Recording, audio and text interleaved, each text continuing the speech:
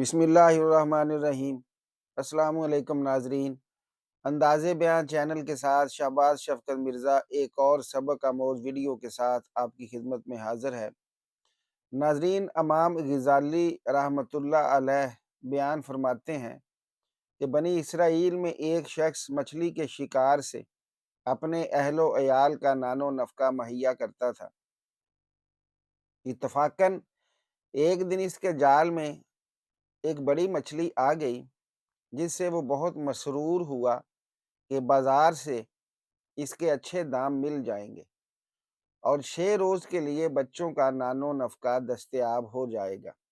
مگر راستہ میں ایک ظالم سے ملاقات ہوئی، جس نے دریافت کیا کہ تم مچھلی فروخت کرو گے۔ اب وہ شکاری شش و پنج میں پڑ گیا کہ اس کو کیا جواب دوں۔ اگر میں کہتا ہوں کہ فروخت نہیں کرتا تو یہ میری بے عزتی کرے گا، اور اگر میں فروخت کرنے کی خواہش ظاہر کرتا ہوں تو پھر یہ مجھے آدھے دام دے کر مچھلی لے لے گا۔ آخر کار اس نے سوچ بچار کے بعد مچھلی فروخت کرنے سے انکار کر دیا، جس سے اس ظالم نے اس شکاری کو بری طرح بے دردی سے پیٹنا شروع کیا اور مچھلی چھین لی۔ اس شکاری نے بارگاہ الہی میں فریاد پیش کی کہ الہی، آپ نے مجھے ناتواں اور نادار پیدا کیا ہے اور اس کو تو تونگر اور طاقتور۔ میں قیامت تک انتظار نہیں کر سکتا، میرا انتقام اسی سے اسی دنیا میں لے لیا جائے۔ خدا کی شان، جب وہ غاصب مچھلی لے کر گھر پہنچا تو گھر والوں نے اس کو بھون کر تیار کیا۔ جب اس غاصب نے کھانے کے لیے مچھلی کی طرف ہاتھ بڑھایا تو اس مچھلی نے منہ کھول کر اس کی انگلی کو ایسا سخت کاٹا کہ وہ درد کی وجہ سے بے قرار ہو گیا۔ آخر کار وہ طبیب کے پاس حاضر ہوا اور اپنی تکلیف بیان کی۔ طبیب نے معائنہ کرنے کے بعد مشورہ دیا کہ اس انگلی کو کٹوا دیا جائے، ورنہ یہ درد ہاتھ کی طرف منتقل ہو جائے گا۔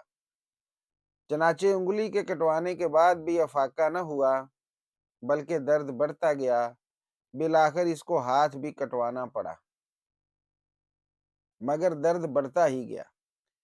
اس پریشانی اور بے قراری کے عالم میں وہ شہر سے باہر نکل گیا اور خداوند تعالیٰ کی جناب میں رو رو کر ازالہ مرض کی دعائیں مانگنے لگا۔ ہاتف غیبی نے کہا، تو کس کس اعضاء کو کٹوانے کے لیے تیار ہے؟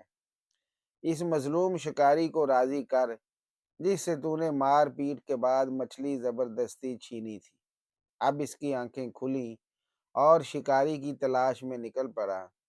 چنانچہ ملاقات کے وقت اس کے قدموں پر گر کر معافی مانگنے لگا اور ساتھ ہی کچھ مالی نذرانہ بھی پیش کیا۔ بڑی منت اور سماجت کے بعد جب وہ شکاری راضی ہوا تو فوراً درد غائب ہو گیا۔ حضرت موسیٰ علیہ السلام پر وحی نازل ہوئی کہ اے موسیٰ، مجھے اپنی عزت و جلال اور کبریائی کی قسم، اگر یہ شخص اس مظلوم کو راضی نہ کرتا تو ہمیشہ مبتلائے درد و الم رہتا۔